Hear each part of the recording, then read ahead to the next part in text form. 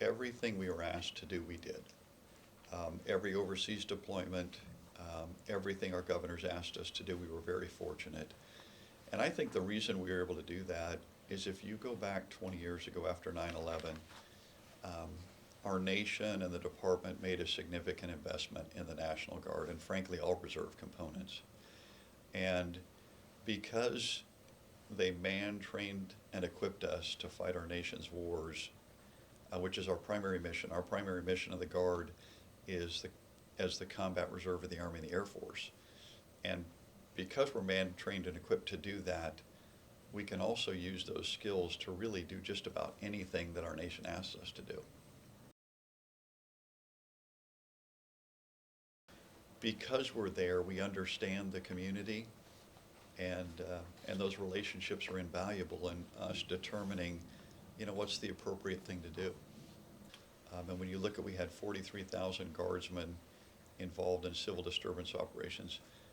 We're not aware of any cases where guardsmen had to detain anyone or arrest anyone.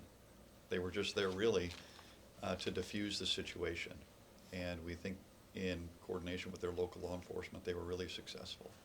I would say some of the great lessons we learned in some of our states, the senior leaders actually walked out into the crowd and talked to them. In fact, in Georgia, the adjutant general would get out with the protesters and said, "Hey, I'm here, you guys have every right, I'm glad you're out here peacefully protesting," but then he'd say, "Hey, but we got a curfew at 9 o'clock, so I'm gonna be out here with you guys at 9, but at 9 o'clock, I gotta go on the other side of the fence with my soldiers here.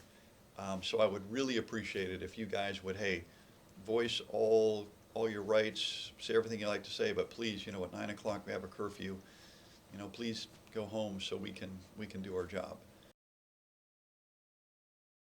When you look at the size of the National Guard, we're about 445,000. So we're 1/5 of the entire Joint Force. And as a result, we were there in the beginning and we'll be there. I mean, we have folks there right now that are part of the withdrawal. So what we've learned is we have to be very fast in responding to our communities. But what it has really done is given us the ability to apply some of our other capabilities. Like we use our space units to help identify fires that may not be readily visible. So we can identify fires and get fire departments there in a much quicker manner. We can also, instead of putting lives at risk, use our unmanned aerial systems like an MQ-9 to fly over a fire and actually map the boundary of the fire. So then the Forest Service or Land Management or CAL FIRE or whatever state's it in, they know the exact boundary of the fire and they know where to put their efforts to keep it away really from people or communities. My number one legislative priority, and that's to get, premium-free health care for all of our Guards members. Because when we, and many of these are a moment's notice, we don't know the environment they're going into. We want the Guardsmen and their family members to know that if anything happens, if they get injured or sick or hurt, that they're going to have health care to get them back to 100% so they can go back to work, continue to be in the National Guard.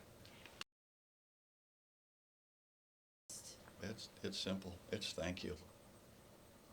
I mean, I am so fortunate to be part of this organization because I get to relay the message of all the great things they do every single day to the Joint Chiefs of Staff within the Pentagon and to our elected leaders.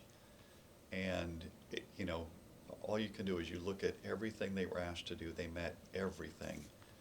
And, I know our nation thanks them, but I would thank them for not only them, but also their families. Because, they couldn't do this without their families. At the end of the day, they want to make a difference. And so they join the Guard to make a difference not only overseas, but in their communities. And, some of the happiest soldiers and airmen are the ones that are tired because they made a difference. Had we not had a National Guard, I just think of the impact that it could have potentially had on communities. And we're very fortunate. If you look at our recruiting and retention, it's up this year. And so to me, that's another indicator that they realize that they're making a difference and they want to continue to do that.